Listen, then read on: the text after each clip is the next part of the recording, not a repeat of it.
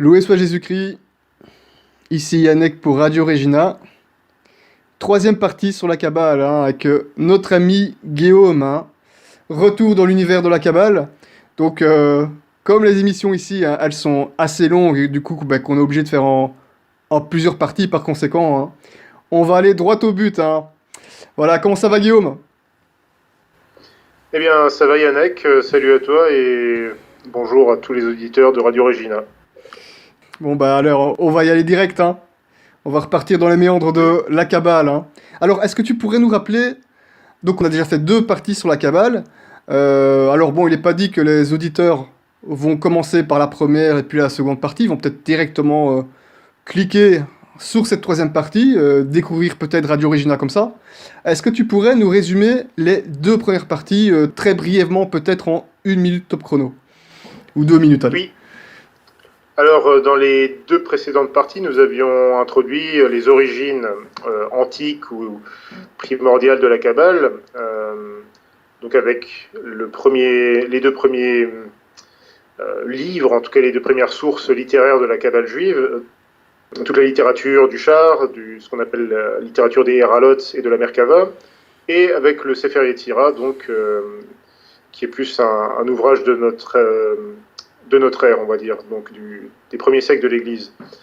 Et nous avions, dans la dernière partie, donc la semaine dernière, nous avions continué en introduisant un petit peu, en continuant sur les concepts, toujours de la Kabbale juive, mais développé cette fois-ci dans le Bahir, qui est réellement le grand livre kabbalistique de la période médiévale. Maintenant, aujourd'hui, justement, on va continuer un petit peu sur cette période médiévale qui est très importante du point de vue du développement de la Kabbale. Voilà. Donc, période charnière entre le Moyen-Âge et la Renaissance. C'est ce que tu m'avais annoncé avant qu'on fasse l'enregistrement. Cependant, est-ce que tu pourrais résumer le constat qu'on avait tiré avec les deux premières émissions? Le constat par rapport à la Kabbale, le problème d'ailleurs. Le problème qu'il en ressort du point de vue catholique, bien entendu. Le constat évident qu'on peut tirer à la lecture ou à la connaissance des différents dogmes de la Kabbale, enfin dogmes, plutôt ce ne sont pas des dogmes justement, ce sont plutôt des théories. Les idées de la Kabbale en fait reprennent un certain nombre de concepts, notamment métaphysiques, cosmogoniques, théurgiques, théosophiques, qui sont en fait empruntés aux gnoses païennes. C'est principalement là que la Kabbale juive se distingue tout particulièrement, c'est que c'est en quelque sorte un condensé assez original de toutes les gnoses païennes, surtout sur les aspects métaphysiques, mais également théurgiques, c'est-à-dire basiquement de magie, de pratiques astrologiques voilà, assez particulières. Et en gros, la métaphysique de la Kabbale exprime en fait un émanentisme, un système panthéiste.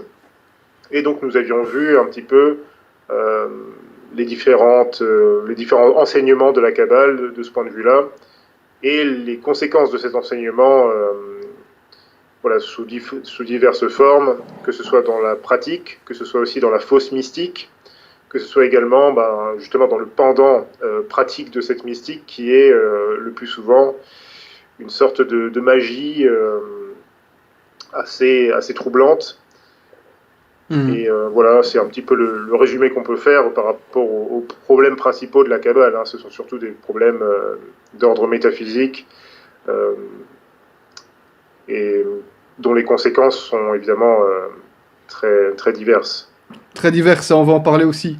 Et on en a déjà parlé un petit peu.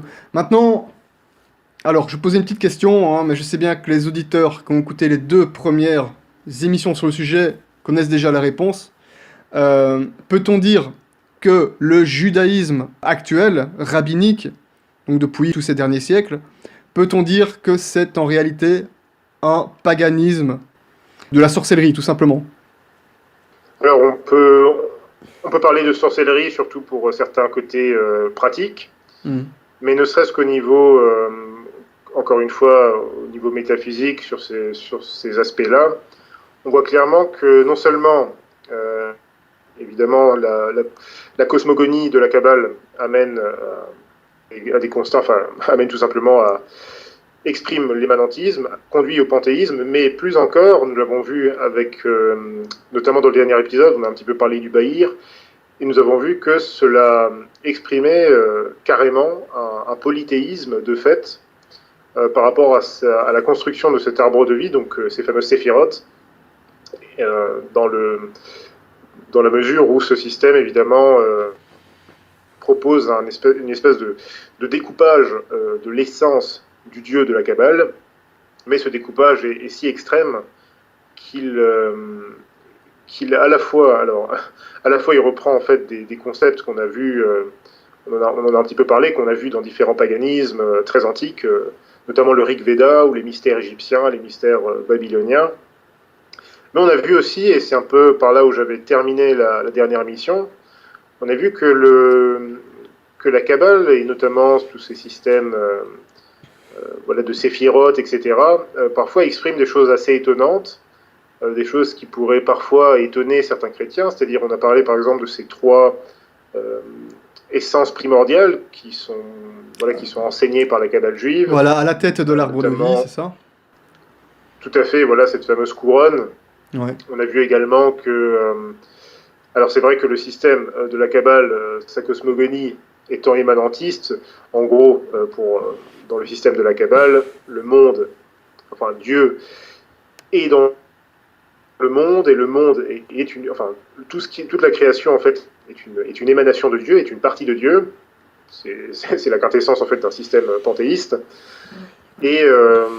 mais d'un autre côté, on a vu aussi des choses étonnantes, c'est-à-dire que dans la Kabbale sont exprimées certaines choses par rapport à la diffusion de cette essence divine, et qui pourrait également, si on se rapporte à des concepts un peu plus restreints, qui pourrait étonner aussi certains chrétiens par rapport à ce que l'on sait de nous, de l'Église. On parle bien de corps mystique du Christ. Et justement, c'est un peu par là où j'avais terminé la dernière émission en disant que la Kabbale juive avait fasciné un certain nombre d'individus dans la chrétienté, oui. Surtout à la fin du Moyen-Âge, et surtout pour ces aspects-là, en fait. C'est-à-dire que certains individus, alors pour des bonnes ou des mauvaises raisons, ça dépend des personnes, on les verra un peu plus tard, eh bien, ils ont été fascinés par ces aspects-là, et certains d'entre eux ont cru pouvoir utiliser la Kabbale juive à des fins intellectuelles, mais aussi apologétiques. Apologétique, oui. Parfois avec une certaine naïveté, parfois avec une certaine... une naïveté assez dangereuse, en fait, et assez imprudente. Et d'autres, au contraire, dans certains milieux tout à fait hérétiques, s'en sont servis, au contraire, pour confirmer des théories. On sait qu'il est établi aujourd'hui par des grands universitaires que les doctrines cathares, sur certains de leurs aspects, certaines considérations de leur doctrine, semblent clairement inspirées de la Kabbale juive, qui était qui circulait énormément. Oui, plus dans l'Espagne et tout ça. Oui. Dans l'Occitanie, dans l'Espagne, dans le sud oui, de la France de l'époque. Exactement, donc... c'est que c'est clair et net, puisque, étant donné que le catharisme, c'est aussi un paganisme avec une teinture chrétienne et biblique, donc de fait, fatalement, la Kabbale, ça ne pouvait que les séduire. Hein. Donc de nombreux concepts de la Kabbale ne pouvaient que les intéresser, ça me semble logique. C'est vrai, alors... justement, j'en parlerai un petit peu plus tard, ou peut-être même dans cette partie, si on en a le temps. Et alors, si tu le veux bien, je vais un petit peu embrayer sur ce point, puisque c'est finalement, aujourd'hui, on ne va pas parler d'un ouvrage particulier de la Kabbale juive, mais on va parler un petit peu de on va continuer un petit peu sur cette période médiévale, qui est vraiment très importante, vraiment, c'est le grand tournant de ce qu'on appelle la philosophie moderne. Ouais. Donc, comme je le disais, ce concept d'une espèce de trinité énothéistique qu'on retrouve dans la Kabbale. Donc, l'énothéisme, c'est un polythéisme où l'on considère en fait une espèce d'entité créatrice supérieure auxquelles sont subordonnées d'autres entités qu'on considère comme également divines, mais inférieures. Donc ça, c'est la définition de l'énothéisme, et ça correspond assez bien en fait au dieu de la Kabbale. Et comme toujours, typique chez les gnostiques, hein, comme toujours. Oui, c'est assez, non seulement chez les gnostiques, mais dans pas mal de systèmes païens, Oui. on retrouve également voilà, une espèce de grande divinité, voilà, le Zeus de l'Olympe, et puis il y a après ça un certain nombre Ouais, voilà, tous les de dieux qui sont en dessous, divinités ouais, c'est ça. inférieures, Sans parler des demi-dieux et tout voilà, ça, quoi. exactement des demi-dieux, et on trouve ça un petit peu dans d'autres systèmes, d'autres religions païennes antiques Hmm. également. Alors, Voilà. comme je disais, donc ces concepts d'une trinité énothéistique qui préside en fait les séphirotes, donc de l'essence du dieu kabbalistique. Donc, pour rappel, hein, donc les séphirotes, c'est justement ces petites divinités, quoi. Ces formes de divinités. Voilà, c'est tout à fait ça en fait. Alors justement, alors que les théoriciens, enfin les auteurs de la Kabbale, comme ils ont une prétention à se croire évidemment avoir une espèce de touche biblique, mais en réalité, ce qui se cache derrière, sous cette apparence biblique, ce sont des récupérations de systèmes païens. Hmm. Et ces séphirotes, en fait, l'expriment bien. C'est-à-dire que c'est une pulvérisation, comme ça, de l'essence divine, et qui, en fait, revient à...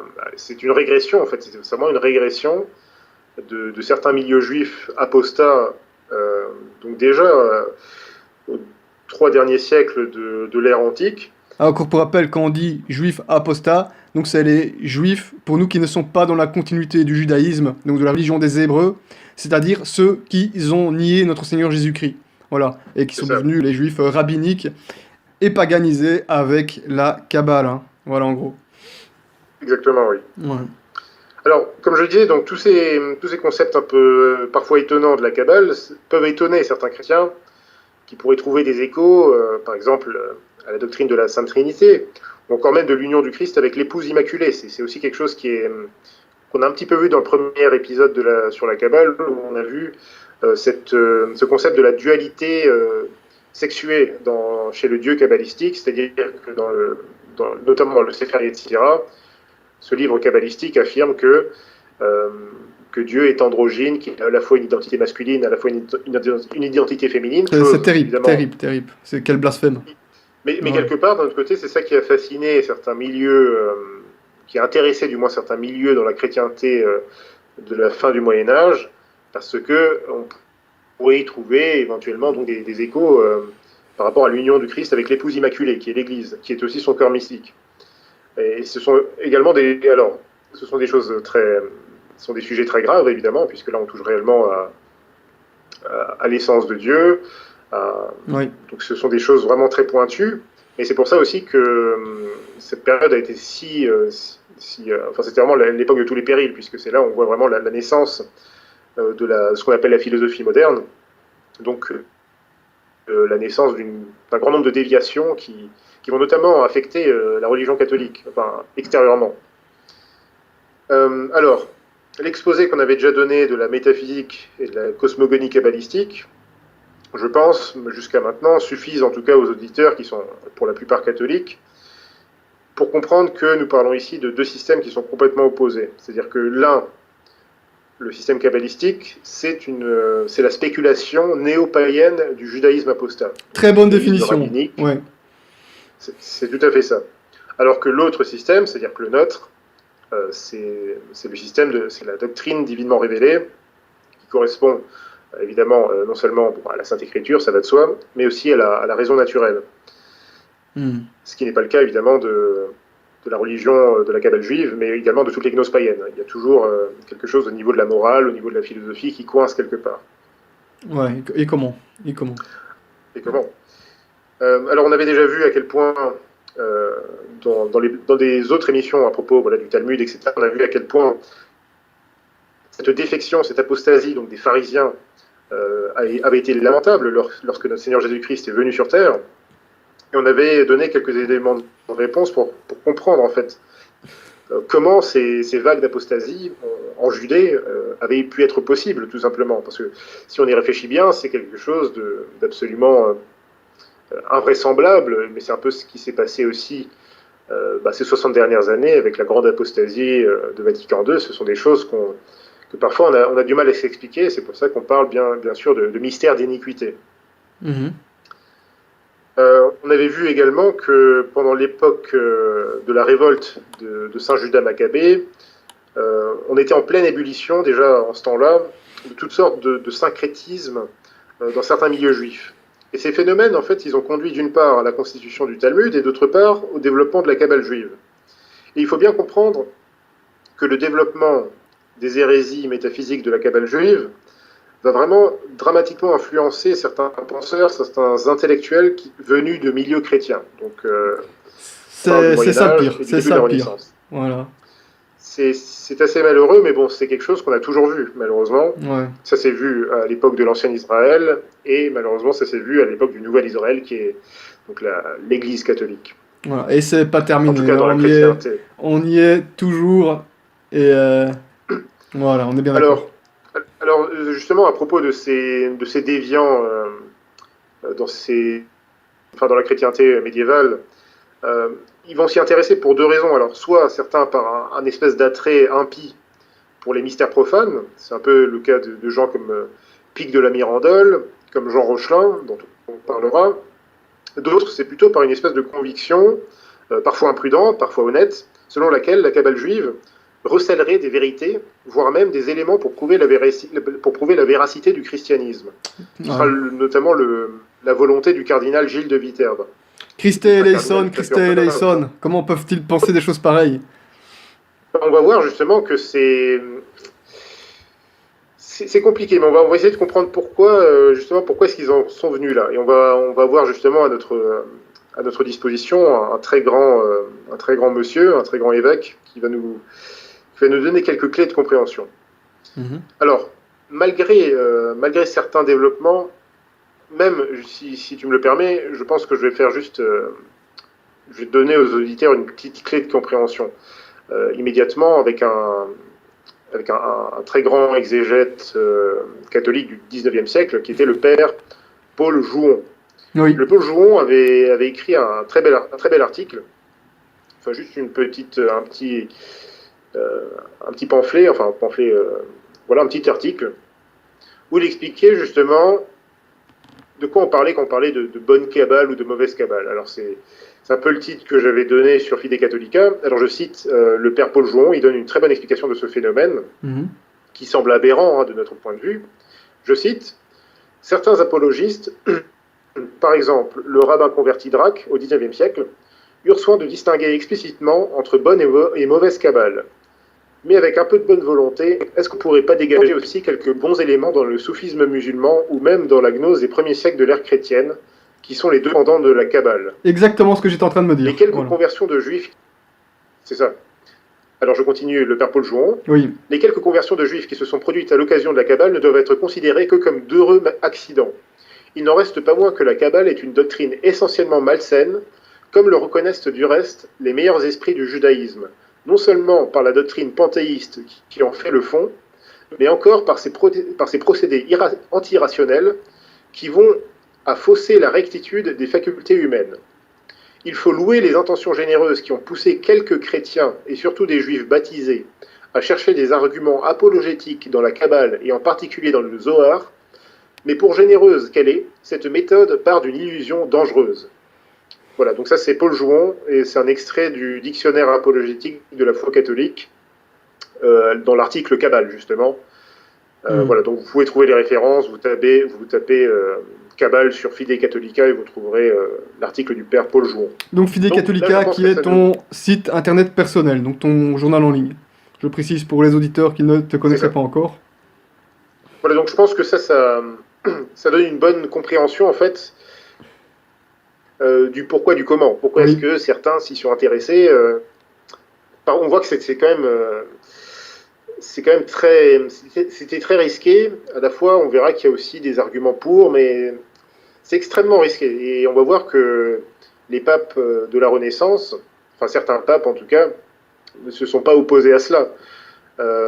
Mais ils ont toujours évidemment gardé une très grande prudence par rapport à ce sujet, et on va voir que ça fait des polémiques sans fin jusqu'au XVIIe siècle. Il va y avoir des grandes polémiques entre notamment des jésuites qui étaient très opposés, qui étaient très circonspects par rapport à ça, et au contraire d'autres, notamment des gallicans, qui étaient au contraire très intéressés par ça. Évidemment. Bon. On va voir pour... Voilà, Ouais, on va voir un petit peu pourquoi. Alors, pour comprendre un petit peu mieux encore tout ça, il faut absolument enfin citer Monseigneur Meurin, donc, qui était un missionnaire jésuite, qui était archevêque de Bombay, puis archevêque de Port-Louis, donc sur l'île Maurice, au XIXe siècle. Mhm. Alors, c'est quelqu'un qui a écrit plusieurs livres sur un grand spécialiste, notamment de la religion védique, donc du Rig Veda. Il a aussi beaucoup écrit sur le zoroastrisme, mais il a aussi beaucoup écrit sur la franc-maçonnerie et surtout sur les rapports de la franc-maçonnerie avec la Kabbale. Alors, si tu me dis religion Alors, védique, notamment, enfin, ou fausse religion védique, Zoroastrisme, franc-maçonnerie, je pense que il devait être très bien placé justement pour étudier et bien comprendre la question de la Kabbale. À mon avis, c'est ça, il oui, avait bien sans sûr. problème, il avait certainement, en plus que c'est un évêque, certainement une très très bonne grille d'analyse pour comprendre ce phénomène, hein, j'imagine bien. Ah, mais ces ouvrages sont Une enfin, grande qualité, d'une ouais. grande érudition et c'est quelqu'un évidemment, voilà, d'une grande qualité. Et puis en plus, il était archevêque de Bombay, donc forcément, Ah, il il était était sur dedans, hein. place et il avait Ouais. à sa disposition, voilà, il avait sous la main un grand nombre de sources de première main. Bah, oui, juste pour préciser, hein, donc ça on avait déjà dit.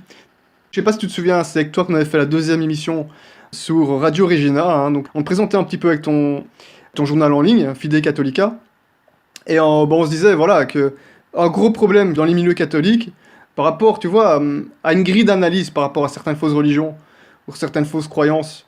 Il y a des sujets qu'on maîtrise très bien, c'est-à-dire protestantisme, libéralisme, modernisme et tout ça. Donc pour les catholiques les plus sérieux, évidemment, bien entendu. Mais à côté de ça, il y a d'autres sujets qui soulèvent un peu des passions, de là un peu d'intérêt et tout ça. Mais au niveau de la grille d'analyse, la plupart des gens sont complètement à côté de la plaque. Ne connaissent pas certains sujets dont ils apprécient parler parce qu'ils ont une certaine méfiance par rapport à ça. Et une méfiance qui est tout à fait justifiée, donc à savoir franc-maçonnerie, judaïsme, islam, hein, et peut-être Oui. encore d'autres sujets, mais malheureusement on entend beaucoup parler, mais les gens n'ont pas les clés par rapport à ça. Et c'est pour ça, raison pour laquelle notamment Radio Regina essaie d'un petit peu remettre les choses sur les rails, avoir une analyse véritablement catholique de toutes ces questions-là, pour éviter justement d'entendre tout et n'importe quoi. Voilà. Donc c'est un peu ce qu'on est en train de faire Exactement, ici, oui. et apparemment donc Monseigneur Meurin, par la grâce de Dieu, bah, lui il était dans le bon Ah oui, bah, à voir tout ça. il était d'une orthodoxie absolument irréprochable Hmm. et en plus doublé d'une très très grande érudition sur ces sujets. Alors justement, Ça moi devait être je en me suis clairvoyant, beaucoup, j'appelle ça des clairvoyants, ouais c'est ça. je pense, et d'ailleurs on va citer quelques passages et je les tire de son ouvrage La franc-maçonnerie synagogue de Satan, qui pour moi est l'une de ses meilleures sommes, puisqu'elle résume absolument tout d'abord le problème maçonnique de l'époque, mais également il en explore les sources philosophiques avec une précision et un luxe de détails qui sont assez rares, à vrai dire, C'est même ça. dans la littérature de l'époque. Le titre est pas mal en tout cas, ouais. Le titre est... Voilà, ça fait un peu... Bon, j'ai pas cité le nom, hein, ça fait un peu auteur complotiste ou je sais pas quoi, mais... Si tu sais qui est Monseigneur Meurin et un peu... si tu sais ce que représente un peu le personnage, tu vois que le titre est tout à fait justifié, on va dire. Et Oui, bien en fait, choisi, le titre est bien choisi, ouais. voilà, en fait, il met un petit peu en rapport la Kabbale et la franc-maçonnerie, donc c'est pour ça qu'il dit synagogue de Satan, mais c'est très bien Oui, trouvé. c'est pour ça que je dis ça, ouais, Et c'est ça. justement, voilà, alors justement, à propos justement de ces choses étonnantes qu'on pourrait trouver dans la Kabbale et ces choses étonnantes qui ont fasciné certains, euh, ce qu'on appelle les kabbalistes chrétiens. Alors, un terme aussi équivoque.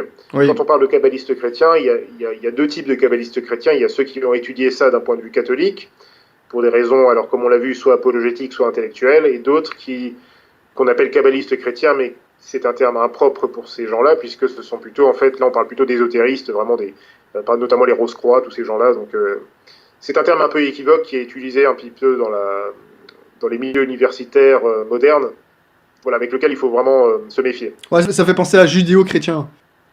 Oui, Ouais, voilà, c'est un terme dont il faut se méfier, mais c'est un terme voilà, qui est aussi utilisé par des théologiens catholiques tout à fait autorisés. Hmm. Mais voilà, il savait de quoi il parlait. Alors, alors justement, Alors, Monseigneur Meurin était donc un kabbaliste chrétien, alors.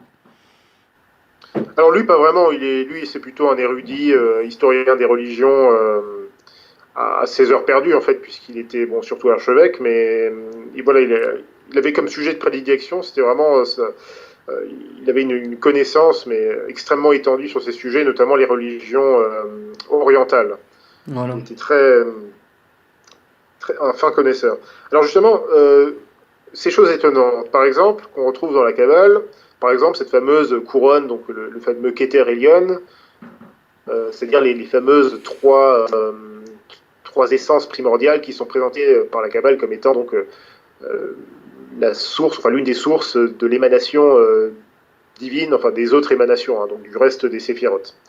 Eh bien, Monseigneur Meurin nous dit, enfin en tout cas, on sait que pas mal de kabbalistes chrétiens ou pseudo-chrétiens y ont vu une allusion en fait à la Trinité. Ils se sont dit, c'est formidable, la Kabbale nous parle de la Trinité, regardez comme c'est formidable. Mais Monseigneur Meurin nous dit que, donc, tout d'abord, il nous rappelle que le dogme de la Sainte Trinité, il est présent dans le Pentateuque, enfin dans l'Ancien Testament, enfin dans la première partie de l'Ancien Testament, mais également dans tout le reste de l'Ancien Testament, et notamment par exemple dans Proverbes 30, verset 4, ou dans Isaïe 48, 16. Alors je cite Monseigneur Meurin à ce sujet, parce que c'est très important pour comprendre la suite. C'est-à-dire que, et ça on l'avait déjà vu dans les premières émissions, à propos de notamment l'émission intitulée L'Église et le vrai Israël, c'est-à-dire que les Juifs de l'Ancien Testament, les Judéens, avaient une connaissance, certes diminuée, certes incomplète, ils avaient une connaissance déjà de la Sainte Trinité, ils avaient une connaissance plus ou moins de cette idée du Messie en tant que Dieu incarné, en tant que Fils de Dieu, etc. Ils avaient déjà une connaissance, parce que tout ceci, en fait, est inscrit dans quasiment tous les livres, en fait, de l'Ancien Testament. J'avais déjà dit dans la première émission sur la Kabbale, c'est-à-dire que les choses les plus étonnantes qui pourraient évidemment évoquer certaines choses qu'on pourrait retrouver dans la doctrine chrétienne, dans la Kabbale, en réalité, ce sont des corruptions. Voilà, c'est ça, qu'ils ont repris de la Bible. C'est ça.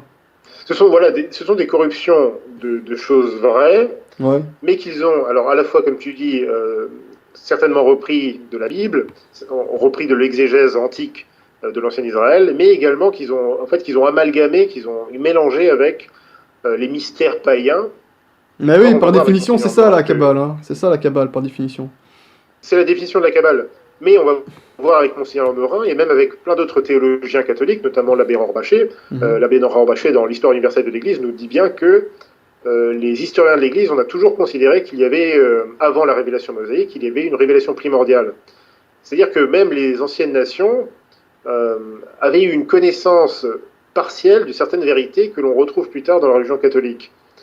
Mais ces vérités-là ont été corrompues, et c'est pour ça qu'on les retrouve parfois de façon bizarre. Dans certains, on retrouve, voilà, par exemple, dans la religion védique, on va retrouver une espèce de trinité comme ça, mais évidemment tout à fait corrompue, qui n'a rien à voir, qui est complètement faussée, qui mène évidemment à des abominations. Mais on va prendre tout ça. Alors, je vais juste citer Monseigneur Meurin par rapport à la connaissance antique, par exemple de la Sainte Trinité, hein, par les Juifs de l'Ancien Testament. Je cite: les textes de l'Ancien Testament, si éloquemment expliqués par Bossuet, comme du reste par l'unanimité des théologiens, prouvent que le mystère de la Sainte Trinité était connu des Israélites, non pas d'une manière distincte et claire, nous l'admettons, mais toujours suffisamment intelligible aux esprits élevés. Ceux qui sont versés dans les plus anciens livres des Juifs savent que très fréquemment, on y retrouve la mention des trois qui s'appellent Yahvé, Shekinah, c'est-à-dire verbe ou habitation de Dieu, et Ruach HaKadosh. Donc Ruach HaKadosh, c'est l'esprit du Saint. Donc je continue la citation. On les nomme les trois membres, 3 degrés, 3 subsistances, 3 faces, 3 terminaisons, 3 personnes. Ces écrivains disent que Memra, c'est-à-dire Shekinah, émane de Jéhovah, et Ruach HaKadosh de Yahvé par Memra. On connaît l'ascendance des vrais kabbalistes: le Père est Dieu, le Fils est Dieu, le Saint-Esprit est Dieu, 3 dans l'unité et l'un dans la Trinité. Et là, en fait, il cite Luc Joseph Hooke dans Tractatus de Vera Religion, qui était en fait un érudit catholique de la moitié du XVIIIe siècle. Ah, mais c'est incroyable ce que tu nous expliques. Et là, tu as remarqué que Monseigneur Meurin, ici, il dit on connaît la sentence des vrais kabbalistes. Et en fait, il fait référence justement ce que des érudits comme lui, des érudits catholiques, appellent des kabbalistes chrétiens. Ah oui, il parle Et pas d'une de façon kabbalisme positive. juif, évidemment, d'accord. Donc, c'est ça, voilà, c'est ça. Parce que la personne qu'il cite, donc Luke Hook, c'est quelqu'un qui était tout à fait, enfin, voilà, qui n'était pas un hétérodoxe du tout. Hein. C'était un érudit catholique, c'était un professeur voilà, d'histoire de la religion. Donc il n'y avait pas de souci à ce niveau-là.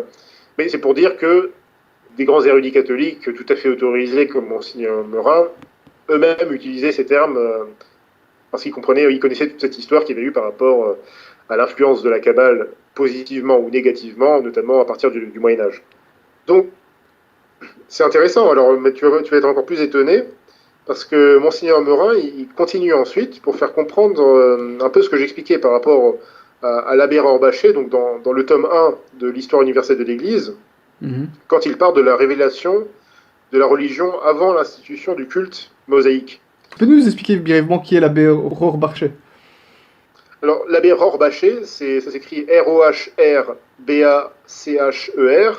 Donc, il est assez connu, c'est un très grand historien. Pour moi, c'est dans l'époque contemporaine, c'est l'un des plus grands historiens de l'Église et de la religion, parce qu'il explique très bien, notamment, notamment dans l'introduction de l'histoire universelle de l'Église, donc qui est son grand chef-d'œuvre, il explique très bien que quand on parle de l'Église, pour les érudits, enfin pour les historiens de l'Église catholique, hein, les théologiens disent bien ils considèrent que l'ancien Israël, en tant que préfiguration de l'Église, était déjà, il l'inclut dans l'histoire de l'Église, il l'inclut tout à fait dans. Ben, c'est bien. Et c'est évidemment. C'est ce qu'il faut. C'est pour ça qu'on a fait cette émission en rappelant que l'Église était le vrai Israël, Voilà. et le vrai Israël. Voilà, donc l'abbé Rorbaché nous explique ça. Alors, je n'ai pas toute sa biographie en tête, mais je pense que les auditeurs soit le connaissent, soit pourront se renseigner à son sujet. C'était vraiment un très très grand historien de la religion. L'abbé Rorbaché nous expliquait justement qu'avant la religion, avant la révélation mosaïque, plus exactement, eh bien, il y avait eu aussi une révélation, ce qu'on appelle une révélation primitive, à ne pas confondre avec la tradition primordiale qui intéresse tellement tous les ésotéristes de tous bords. C'est-à-dire que la connaissance de la religion qu'avait Adam, Dieu, tout ce que Dieu a enseigné à Adam, tout ce que Adam a ensuite enseigné à ses enfants, en tout cas ceux qui se sont bien comportés, pas comme Caïn évidemment, qui a plutôt, lui qui a été à l'origine d'une mauvaise tradition. Mais tout ce qui a été transmis à Noé, puis ensuite aux peuples qui ont été issus de Noé, eh bien, c'est tout ceci qu'on appelle donc la religion primitive, enfin la révélation primitive. Et c'est ce que, en tout cas, les kabbalistes vont au contraire appeler la religion noahide, le fameux noachisme. Oui. Et eux, ils le comprennent différemment, parce que pour eux, voilà, on y reviendra peut-être dans le prochain épisode ou dans une autre partie. En tout cas, par rapport justement à cette révélation primitive, alors il y a eu ceux qui ont conservé ces connaissances, ce sont notamment les bons Hébreux, notamment évidemment Moïse et tous ceux qui ont continué cette œuvre-là. Mais il y a aussi eu tous les peuples, et c'est ça aussi tout le drame de l'humanité qui a péché, qui a été marqué par le péché originel et qui a renié Dieu. On peut parler de Caïn, mais on peut parler aussi de bien d'autres peuples ou individus qui sont évidemment mentionnés dans la Bible, Sodome et Gomorrhe, la tour de Babel, et qui se sont détournés de Dieu, qui ont constitué à un moment donné ou un autre un culte idolâtrique, une abomination. Et ceci est l'origine, en fait, tout simplement, des mystères païens, tout simplement. Et certains de ces mystères païens, pour les plus anciens, ont semble-t-il conservé, tout comme la Kabbale juive, et la Kabbale juive a plutôt repris justement ces anciens mystères païens, dans ce qu'ils avaient conservé d'apparente vérité, mais de vérité en réalité corrompue. Et c'est ce que va nous expliquer maintenant Monseigneur Meurin. Je le cite. Sans entrer dans une discussion sur l'antiquité du Rig Veda, des gathas du Zend-Avesta, des tablettes assyriennes, des inscriptions hiéroglyphiques et cunéiformes, etc., nous considérons comme historiquement sûr et indiscutable que les anciennes nations civilisées qui ont perpétué leurs croyances religieuses n'ont point reçu ces idées de Moïse ou de quelque autre prophète juif postérieur. Mhm. Tout tend à démontrer que toutes les nations, les gentils comme les juifs infidèles, ont, à l'exception des judéens orthodoxes, puisé leur doctrine religieuse à la même source et les ont graduellement changées sous l'influence du climat, de leurs mœurs, de leurs histoires et de leurs qualités individuelles, et nous n'hésitons pas à le dire, sous l'influence des démons. C'est ça. Cette source commune, exactement, évidemment, il n'est pas fou, Monseigneur Meurant, il sait très bien que... C'est clair que Voilà. ça se sent, ça se voit que c'est une source commune, ouais. C'est ça. Alors justement, il continue, et il dit, cette source commune, il faut la chercher à l'Arche de Noé, où le genre humain n'était pas encore divisé dans la diversité des langues, ni par sa dispersion sur la face de la Terre. C'est la seule hypothèse qui puisse expliquer l'identité d'un certain nombre de vérités surnaturelles qu'on retrouve chez tous les peuples anciens, sous des noms radicalement différents. La Trinité dans la divinité, voilà un dogme primitif du genre humain. Les Indiens de la période védique adoraient leur Varuna, Indra et Ani. Ceux de la période brahmique ont adoré leur Brahma, Vishnu et Shiva. Les Perses adoraient leur Ahura, c'est-à-dire celui qui est, Mazda, ce qui signifie la sagesse, et Atars, le feu. Les habitants de l'Égypte adoraient leur Ptah, c'est-à-dire la divinité masculine, leur Ra, qui était la divinité féminine, et Ilar, qui ont été nommés plus tard Isis, Osiris et Horus. Thèbes adorait ses Amon, Mout et Ronces. Les Assyrio-Babyloniens adoraient leur Bin, enfin Bin, qui signifie firmament, Samas qui signifie soleil, et Sin qui signifie lune, ainsi que leur Assur, Bel et Ea, dieux du ciel, de la terre et de l'enfer. Les Chinois adoraient leur Tien, qui signifie le ciel, leur Yang, qui signifie la puissance masculine, et le Yin, qui signifie la puissance féminine. Yin-yang. Le Yin et le Yang, c'est ça.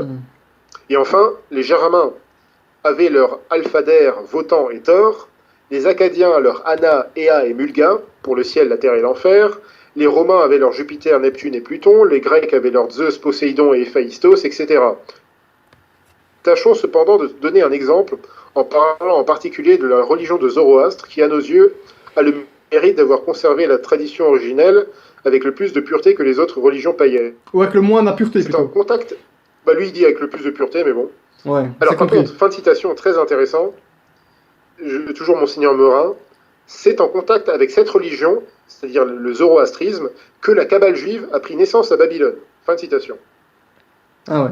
Donc, Monseigneur Meurin identifie l'origine, et ça c'est ce qu'on avait déjà établi ça, l'origine de la Kabbale juive à Babylone, notamment pendant la période de l'exil, ce qui semble assez Pertinent. assez sûr, enfin même, oui, ça semble assez évident. Alors, il ne faut pas penser que le style littéraire de Monseigneur Meurin traduise chez lui une sorte de relativisme, de syncrétisme ou d'attrait pour les cultes païens, hein, bien au contraire. Ouais. C'est juste qu'il a un ton finement ironique, parce que c'est un prélat allemand, donc il a une façon de parler particulière. En fait, cet extrait permet de comprendre, aux gens qui sont les moins informés sur les questions, pourquoi certains concepts présents dans la théosophie de la Kabbale juive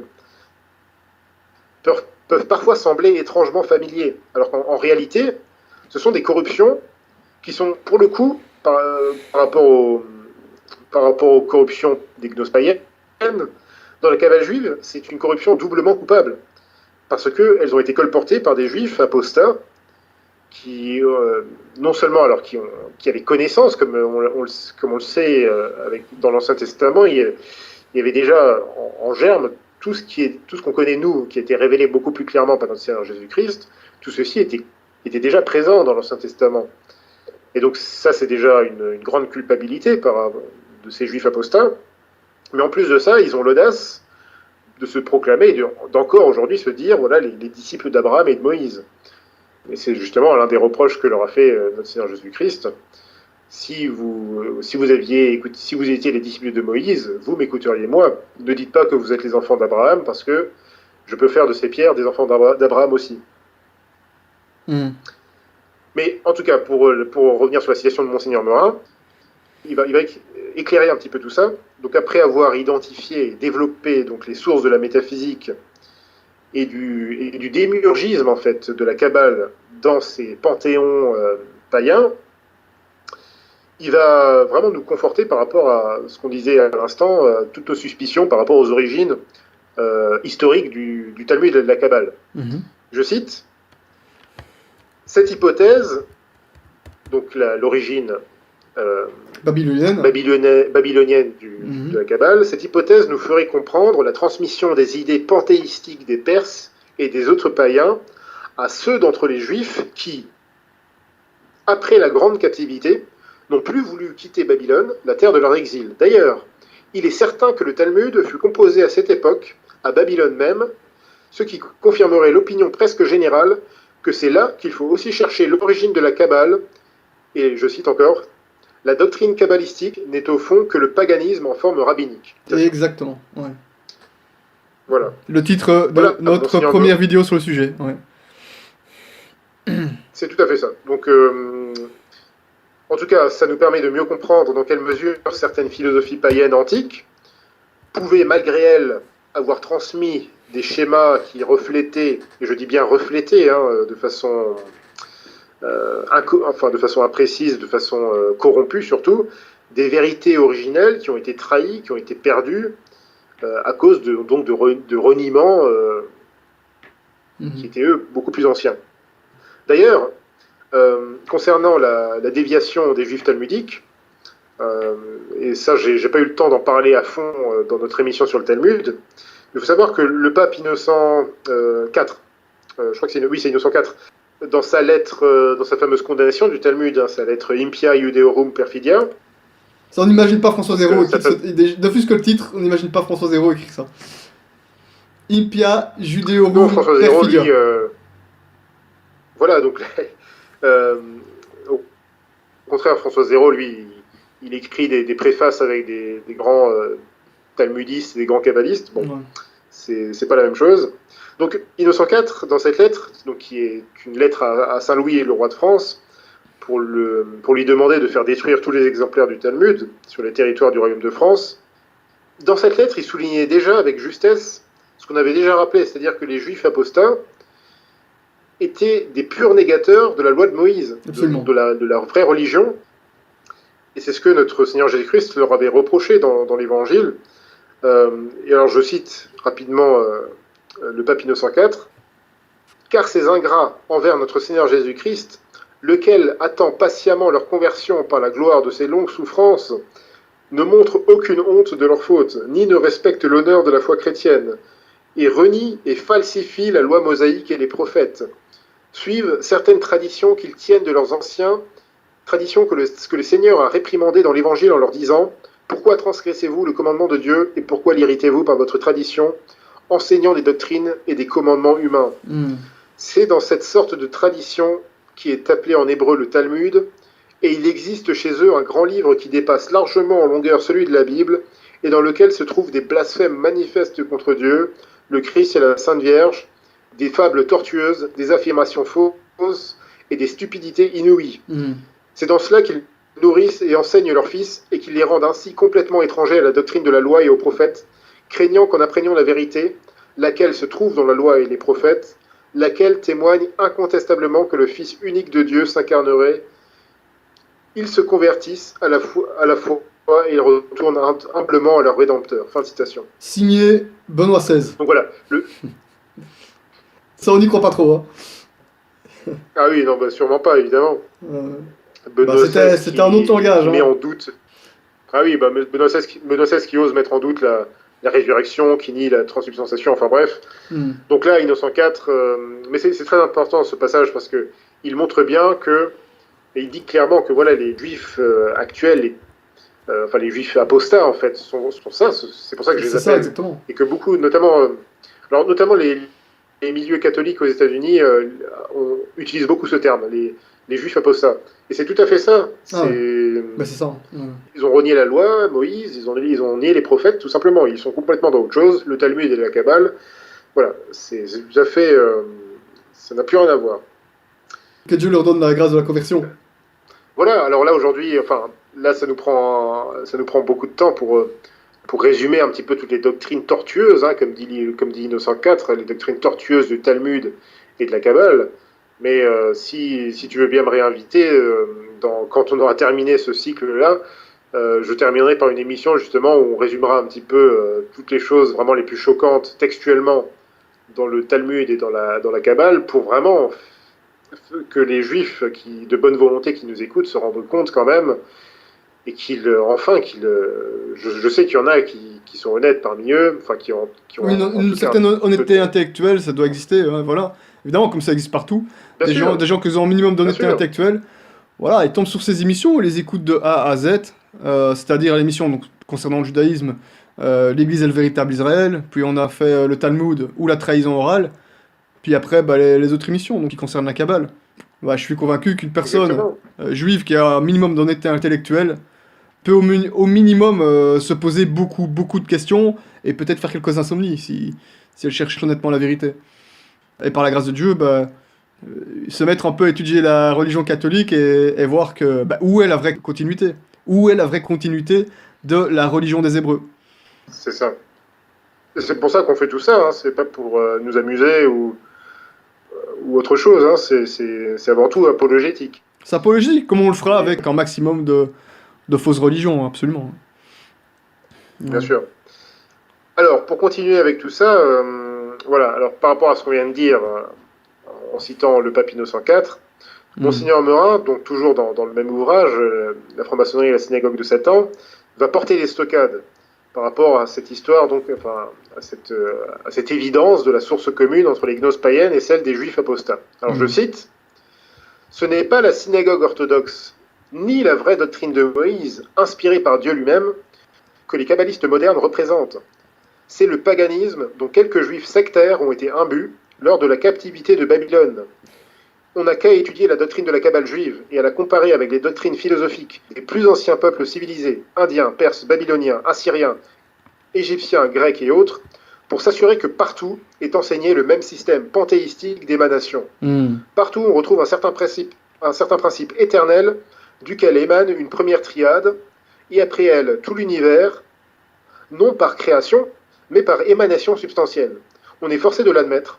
Entre la philosophie kabbalistique et l'ancien paganisme, il y a une connexion intime qu'il est difficile d'expliquer d'une autre manière que par l'inspiration d'un même auteur, c'est-à-dire l'ennemi du genre humain, de l'esprit de mensonge. » Fin de citation. Voilà, il était bon, hein, il était bon. Hein. Il était très bon. Hein. Bien sûr, je conseille à tous les éditeurs de se procurer ce livre qu'on trouve gratuitement en PDF en français sur Internet, et également éventuellement le livre de l'abbé Rolio Magniel, de la Kabbale au progressisme. Ce sont deux très bons ouvrages sur la question. Merci. Donc voilà, en tout cas, il est remarquable de constater que finalement, le judaïsme apostat porte, sans l'assumer bien sûr, une responsabilité considérable dans notre époque, dans notre ère même, puisque, donc dans la mesure où il a été le principal transmetteur des anciennes hérésies païennes, en particulier dans la philosophie et dans toutes les sciences qui en découlent. Et c'est justement à ce titre que, personnellement, nous avons souvent désigné le judaïsme talmudique comme étant le premier néopaganisme de notre époque. Alors, toutefois, il faut aussi convenir de ne pas faire l'erreur consistant à penser que la seule source de l'infestation impie de la philosophie moderne, en particulier pendant la période de la Renaissance, en tout cas la Renaissance, je parle celle du 15e, 16e siècle, il ne faut pas faire l'erreur de penser que ça se limite seulement à l'influence de la Kabbale juive. Et je vais un petit peu en parler maintenant. C'est-à-dire que le gnosticisme, enfin la gnose païenne, qui a véhiculé une métaphysique analogue, évidemment, naturellement, c'est aussi transmis par certains adeptes, par des adeptes de certaines formes de néoplatonisme, en particulier du néoplatonisme de Plotin et de Philon d'Alexandrie. Voilà, c'est pas des grands amis. Et à ce titre, excusez-moi, pardon. Je disais, ce ne sont pas des grands amis, Non, pas du tout, non. Et justement, alors, un très bon exemple de ce phénomène-là, c'est par exemple le fameux Jean Scott Érigène. Jean Scott Érigène, c'est quelqu'un qui a vécu au 9e siècle. C'est quoi, c'est en français ou en anglais, là? Parce que là, leur nom un peu mélangé, là. Alors Scott, ce sont les moines anglais, enfin plutôt écossais. C'était un moine, mais il n'a pas vraiment vécu comme un moine, c'était plutôt un intellectuel. C'est vraiment un intellectuel hein, de son époque, typique, voilà, un précurseur, vraiment un précurseur des intellectuels de la Renaissance. Et on est Oufti. déjà Au 9e siècle. on est au 9e siècle. Non, je dis ça parce que Érigène, ça sonne un petit peu français, c'est pour ça. Oui, alors bon, normalement, il faut le latiniser. Ah, le nom C'est c'est Eric francisé. Le nom c'est francisé, c'est pour ça. Oui, voilà, c'est Erigenus, mais bon. Bon, ça va, très bien. Bon, Voilà. je demandais toujours, au cas où, puisque pour avoir au moins, comme ça, c'était l'occasion d'avoir une petite brève présentation du personnage. Alors, en tout cas, je parle de lui parce que il a quand même eu une très grande influence, justement, dans la transmission de certaines idées, pour le moins très hétérodoxes. Alors, c'est justement pour illustrer un peu le fait que il y a deux mamelles, si vous voulez, à ce monstre de la philosophie moderne.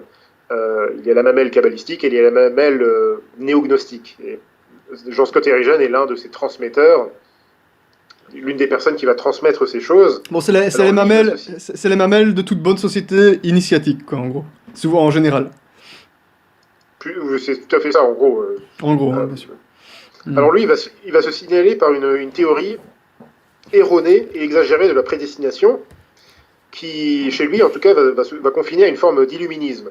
Ce qui est intéressant parce que dans les systèmes gnostiques, enfin dans la mystique de la plupart des gnoses antiques, de même que dans la mystique kabbalistique, on essaye toujours d'atteindre l'illumination par justement, c'est là où ces pratiques théurgiques rentrent en ligne de compte. Alors non seulement théurgiques, mais aussi des pratiques de position physique, de respiration particulière. Oh là là. Voilà des choses qu'on va retrouver aussi. On est en Inde là. On est en Inde là. Qu'on trouve aussi bien dans le yoga, qu'on retrouve aussi bien chez les schismatiques orientaux avec la fameuse pratique de l'hésychasme, mais qu'on retrouve aussi, oui, alors les auditeurs peuvent chercher hésychasme, c'est une pratique qui a émergé dans les milieux schismatiques, je crois, vers la fin du Moyen-Âge, début de la Renaissance, quelque chose comme ça. Bon, on fera une émission sur le sujet une fois, sur les schismatiques, comme ça. Oui, je crois qu'il faudra inviter Théodon, je crois qu'il avait écrit de bonnes choses à ce sujet. Ah. Voilà, merci pour la référence. Alors cette pratique se retrouve aussi chez les soufis. Les rabbins kabbalistiques. Les soufis aussi, tout à fait. Les soufis, effectivement. Donc voilà, ce sont des pratiques qu'on retrouve un petit peu, sans surprise. Ouais, c'est toujours le même genre de délire, le même genre de mentalité, hein, dans tous les cas. Voilà, c'est la recherche de l'illuminisme, mais pas par de l'illumination, vraiment par des moyens détournés, c'est-à-dire par des pratiques actives, non méritoires, qui sont où il faut provoquer en quelque sorte les grâces. C'est un peu ça qui est terrible.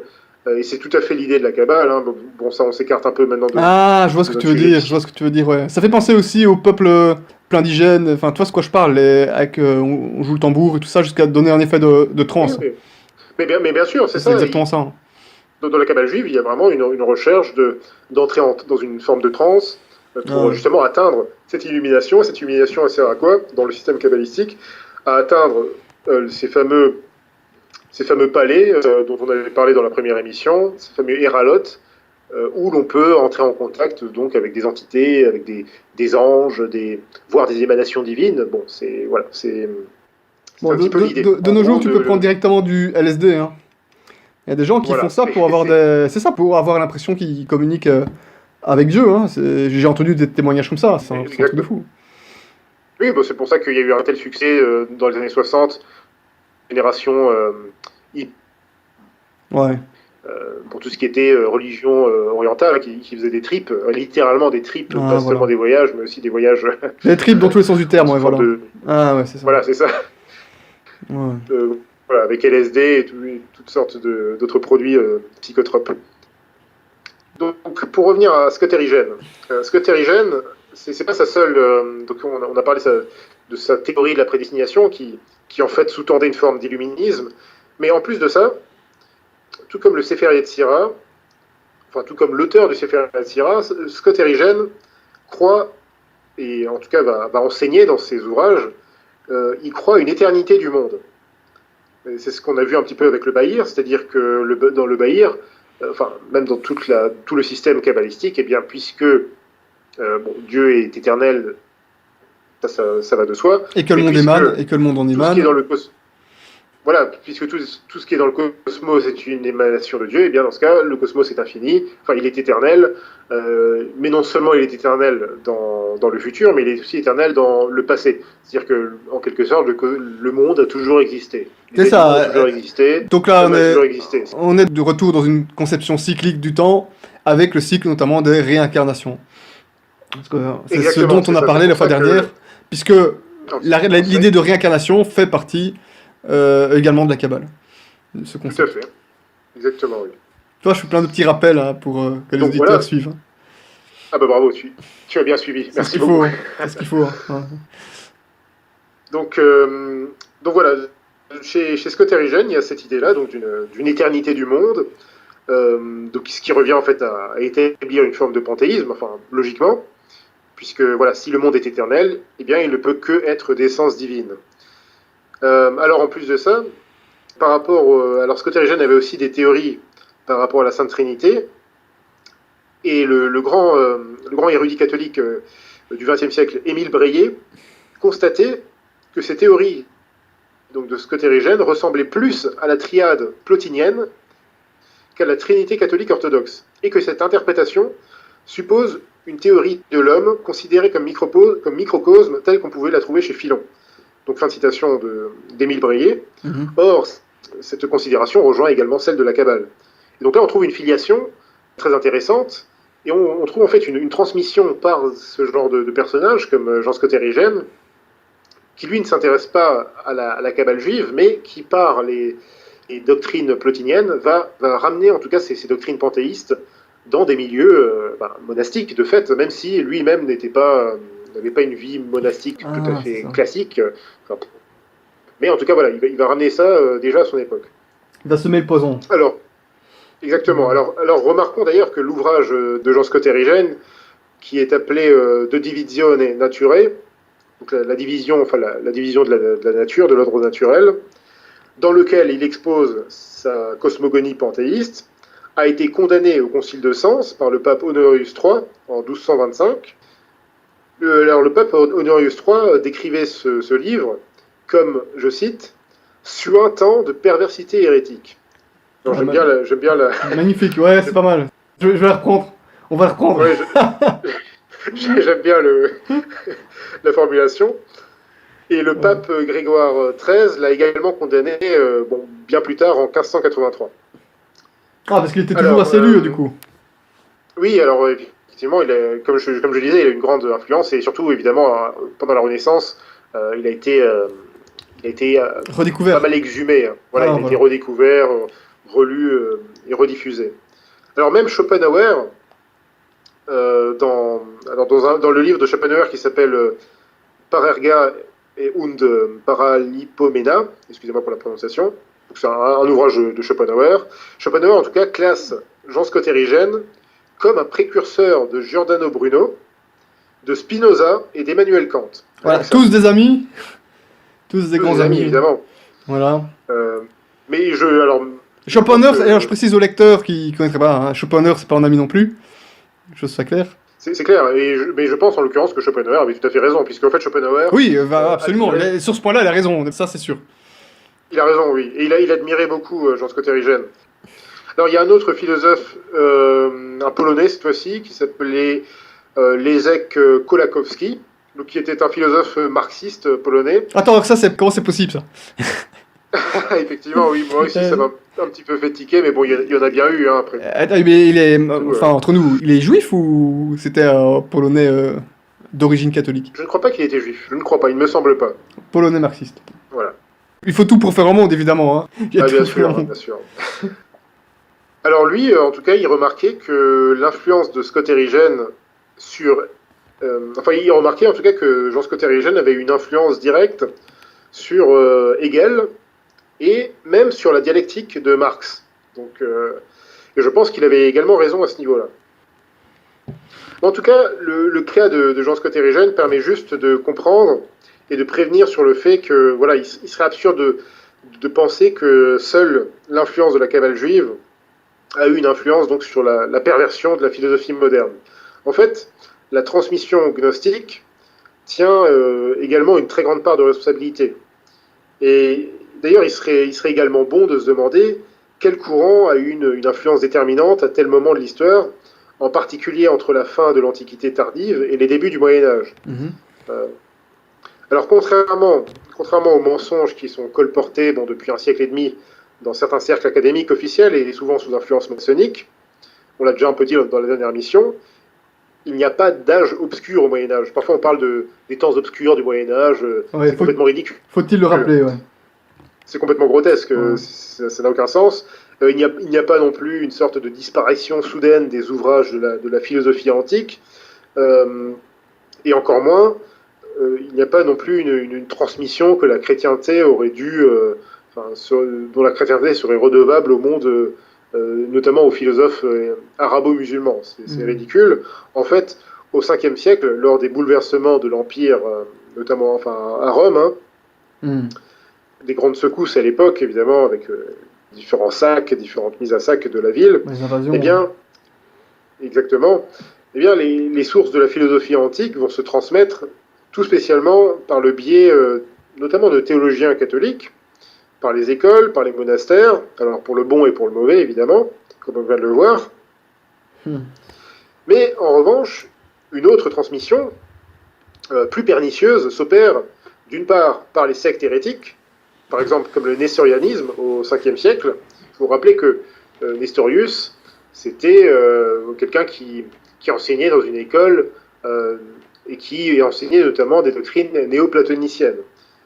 Mais aussi, ça va aussi se transmettre par d'autres hérésies un peu plus tard, comme l'adoptianisme, au 8e siècle, l'adoptianisme qui n'est jamais qu'une résurgence de ces hérésies qui étaient un peu plus, qui étaient plus tôt dans l'histoire. Ces idées néognostiques se transmettent aussi, par exemple, par les doctrines de Béranger de Tours, alors là plutôt au 11e siècle, qui lui va notamment nier la présence réelle dans le sacrement, dans le Saint-Sacrement, tout simplement. Une hérésie d'ailleurs qui sera condamnée par le Concile de Tours et par le pape Léon IX. Alors sans oublier aussi que il est possible que certaines sectes païennes, notamment celles qui ont été normalement éradiquées d'une façon générale par Charlemagne, il est possible en tout cas que certaines d'entre elles ont survécu, mais de façon très secrète, très diffuse, très isolée, mais ont quand même survécu d'une façon ou d'une autre, et ont dû continuer en secret au fur et à mesure donc des avancées de l'Empire chrétien vers le nord notamment, sans oublier encore la transmission rétroactive, et je dis bien rétroactive, de certains concepts néoplatoniciens, gnostiques et kabbalistiques par les érudits musulmans ou par les érudits maranes en Espagne à partir du 11e, 12e siècle. Donc vraiment, j'ai pas eu le temps d'en parler dans la précédente émission, mais on est tout à fait dans la suite de tout ceci, c'est-à-dire que c'est une période tellement compliquée, avec tellement de périls, tellement de bouleversements politiques, sociaux, etc. Alors pour le bien, puisque c'est vraiment l'émergence de la grande chrétienté occidentale, mais en même temps, comme c'est une période de grand développement économique, de grand développement social, c'est aussi une période où la transmission des idées se fait plus facilement, où il y a des milieux très développés, très divers, il y a en plus l'Espagne islamique. Donc c'est vraiment une période de fourmillement, d'ébullition philosophique, et évidemment, malheureusement, de toutes sortes d'hérésies également qui ne vont pas manquer de miner la chrétienté. Ouais, donc catharisme. Ouais. Donc le catharisme fait tout à fait partie de cette tendance. D'ailleurs, c'est précisément en plein cœur de cette époque, au 9e siècle, que le Sefer Yetzirah commence à se répandre dans les milieux juifs d'Europe occidentale, d'Espagne en Italie, plus tard en Rhénanie, mais aussi en Occitanie, en Provence. Surtout, bien sûr, ces régions étaient vraiment les épicentres en quelque sorte. Et comme tu viens de le dire, l'hérésie cathare, qui était l'héritière des hérésies néo-manichéennes, se développe notamment à partir du XIe siècle. Et les cathares postulaient que l'univers était la création d'un démiurge maléfique. Ce n'était pas une création de Dieu. En fait, eux, voilà, ils avaient c'était, comme tu le disais au Ah, ils début, c'était sont... vraiment Ils sont... voilà, ils étaient Ouais, dans un parce que... système païen. Voilà. Donc, ils détestaient la matière, c'est ça. Après, on fera une C'est émission ça. spéciale sur eux, hein. Ils vont manger. Ils, Ah bah, il faudra. ils vont déguster. Et Bon, ils ont déjà dégusté une fois, mais...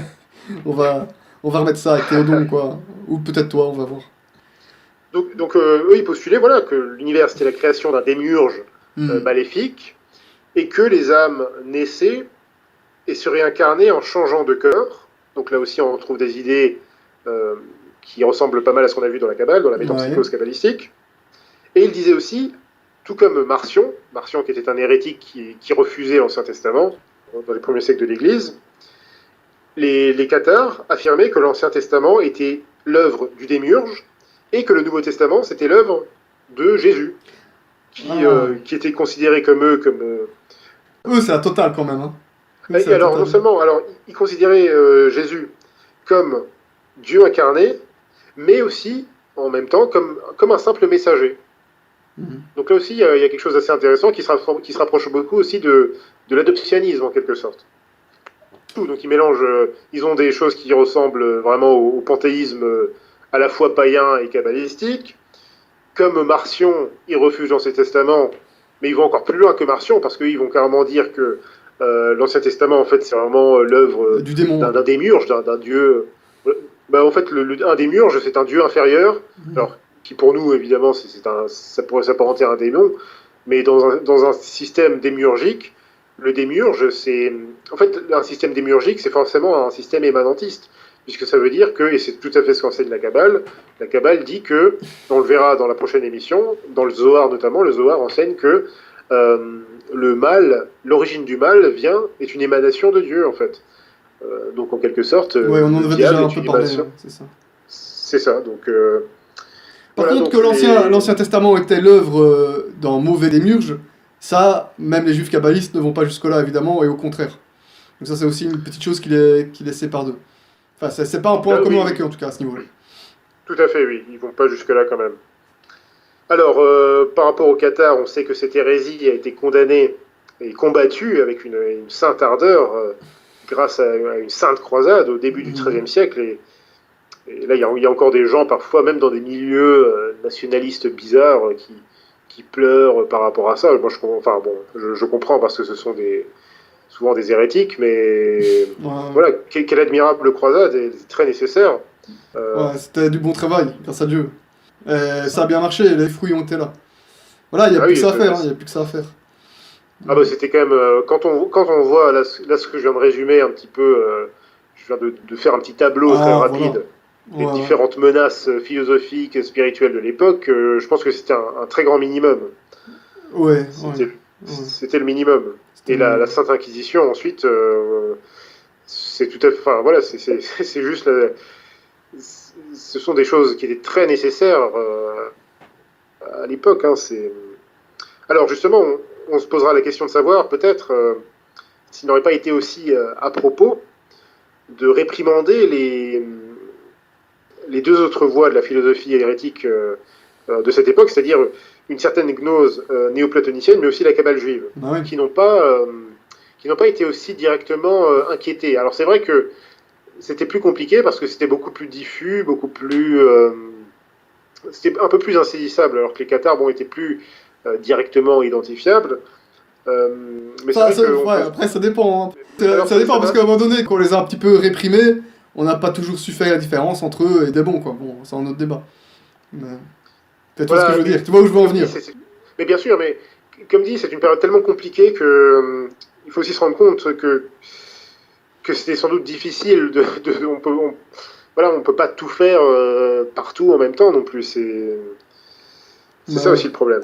Bon, après, voilà, je vais pas trop rentrer dans ce terrain-là, on fera une émission spéciale sur le sujet une fois. Voilà. Alors quoi qu'il en soit, pour terminer, enfin pour résumer un petit peu tout ce qu'on vient de dire, Mhm.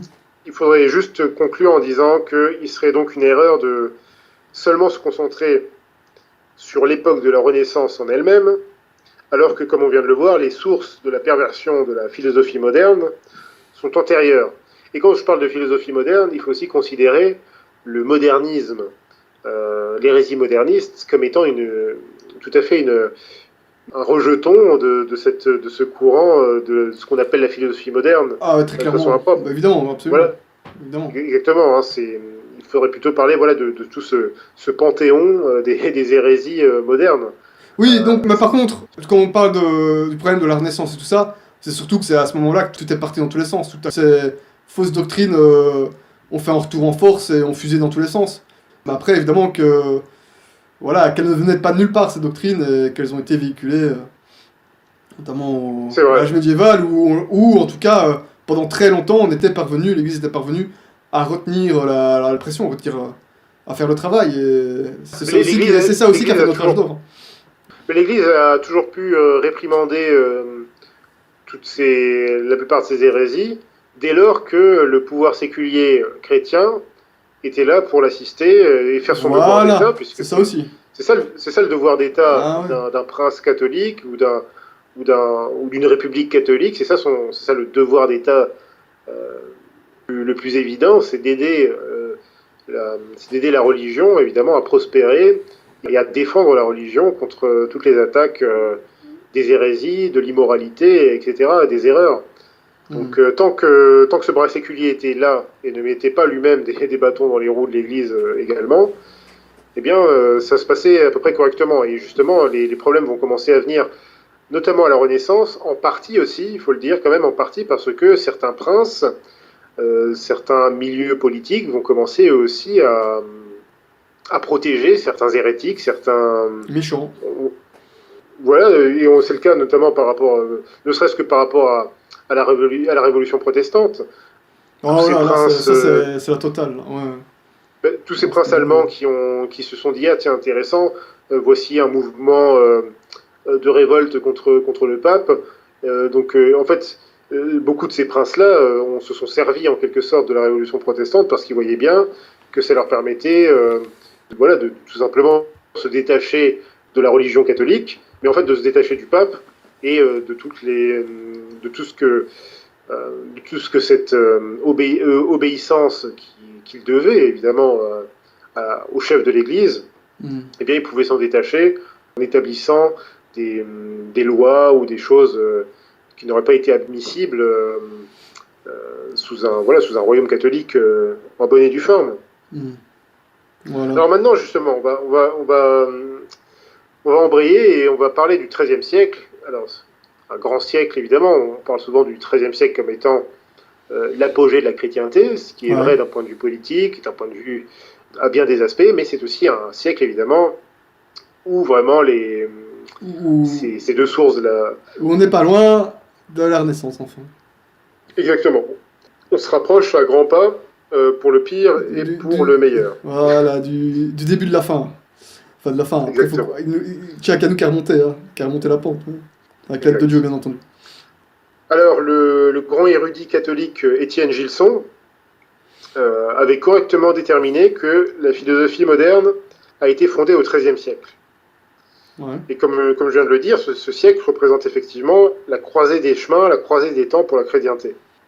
Dans les milieux tradis, c'est vrai qu'on aime bien présenter le XIIIe siècle comme étant l'apogée du christianisme, c'est vrai, d'un point de vue politique, essentiellement. Parce que l'apogée du christianisme, comme l'avait très bien dit Théodon un jour, c'est avant tout la venue sur terre du Messie. Je ne pense pas qu'on puisse faire mieux que la venue sur terre de Dieu en termes d'événements historiques. Ah, assurément, ouais. Voilà. Mais évidemment, on se comprend quand on parle d'apogée du XIIIe siècle, c'est surtout d'un point de vue du développement politique. Avec l'aide de Dieu, on essaiera de faire mieux au XXIe siècle, même si pour l'instant c'est un peu mal parti. Mais que Dieu nous vienne en aide, qu'on fasse un peu le travail. Oui. Hein. Ah, que ce serait magnifique. Il nous reste un peu de temps. Bon. Alors, malheureusement, une apogée, littéralement, ça peut aussi signifier le début des problèmes graves. Et en effet, on l'a vu, depuis le IXe siècle, on a identifié plusieurs courants qui, chacun d'entre eux, ont une influence déterminante dans la formation de cette philosophie moderne et néo-païenne, issue de l'esprit de la Renaissance. Au XIe siècle, par exemple, alors là, c'est plutôt les philosophes arabo-musulmans, Alors il y a le fameux Avicenne qui de son vrai nom Ibn Sina. Dans le monde musulman, lui, il va reprendre les concepts métaphysiques et émanentistes de Plotin et la cosmologie d'Aristote. Au Oufti. XIIe siècle, on voit apparaître un autre grand philosophe arabo-musulman qui est Averroès, qui lui va développer le monopsychisme dans le monde islamique. On voit apparaître aussi Joachim de Fleur, qui était un Joachim. cistercien, qui était oui, alors Joachim, je dis Joachim, bon, Joachim de Flore, donc c'est un cistercien qui était connu pour sa théorie hérétique des trois âges. Il divisait l'histoire en trois âges et bon, voilà, c'était une théorie complètement hérétique. Ok. Et c'est aussi, le XIIe siècle, c'est aussi le siècle de Maïmonide, qui était la grande référence talmudique encore aujourd'hui. C'est une sommité, c'est en quelque sorte l'un des pères du judaïsme apostat en quelque sorte, hein, enfin l'un des docteurs plutôt. Maïmonide, ok. Voilà, c'est un peu le saint Thomas d'Aquin du judaïsme apostat, on peut dire ça comme ça. Hmm. Alors le XIIe siècle en même temps, c'est aussi celui de la deuxième et de la troisième croisade. C'est aussi le siècle de l'extension du califat almohade en Espagne, notamment donc à Séville et à Cordoue. Et le XIIe siècle, c'est aussi celui des sectes cathares et vaudoises. Mhm. C'est aussi le siècle de Saint Bernard de Clairvaux. C'est aussi le siècle de Philippe Auguste et de sa lutte avec les Plantagenets en Angleterre. Il y a à boire et à manger dans ce siècle-là. Hein. C'est un siècle très complexe, très complexe à tous les niveaux. C'est donc dans ces temps très complexes, marqués par un essor toujours grandissant du commerce, des échanges et du développement donc, des États, hein, des systèmes politiques, mais aussi par les conflits, les conquêtes autour notamment en Méditerranée. C'est dans ce contexte historique-là que l'hermétisme et l'alchimisme pénètrent, ou plutôt reviennent en force, dans l'Occident, qui est désormais la chrétienté, et alors que la chrétienté, en fait, s'en était plus ou moins débarrassée depuis l'Antiquité tardive, puisque quand on parle d'hermétisme Voilà. et d'alchimisme, on parle vraiment de la magie païenne, enfin des pratiques quasiment de la liturgie païenne antique, en fait. C'est ça. Ouais. C'est ça. Donc la recherche de la pierre philosophale, de la jeunesse éternelle, etc. Ouais, on revient un peu dans la théurgie. Et ça devait sentir très mauvais pour la chrétienté, tout ça. Bah, effectivement, puisque quand même, quand on voit, moi je suis toujours stupéfait de la progression du christianisme entre les 3-4 premiers siècles, Mhm. puis ensuite la conversion des empereurs comme Constantin, comme les rois dont on a parlé en Éthiopie, en Iran, en Arménie, en France, enfin les rois francs, enfin voilà tout ce développement-là, et finalement il y a une période comme ça, ces fameux les historiens maçonniques vont nous parler de siècles obscurs, là où pour nous, en fait, en tant que catholiques, ce sont au contraire les siècles, notamment donc en gros les 5e jusqu'au 8e, 9e siècle, donc au siècle de Charlemagne, au contraire, ce ne sont pas du tout les siècles obscurs pour nous, ce sont les siècles où C'est l'âge voilà, d'or. vous avez des royaumes. Ouais, c'est ça. Hein. L'âge d'or, là où il y a des royaumes entiers qui se convertissent. C'est ça, les gens choisissent leur camp. Hein. Soit ils vont le camp gnostico-kabbaliste païen, soit ils sont du côté de Jésus-Christ. Hein. Voilà. C'est ça. C'est ça. Hein. Donc on avait C'est ça, c'est toute l'histoire. quel... C'est la cité terrestre ou la cité céleste, hein, c'est toute l'histoire. C'est ça. Ouais.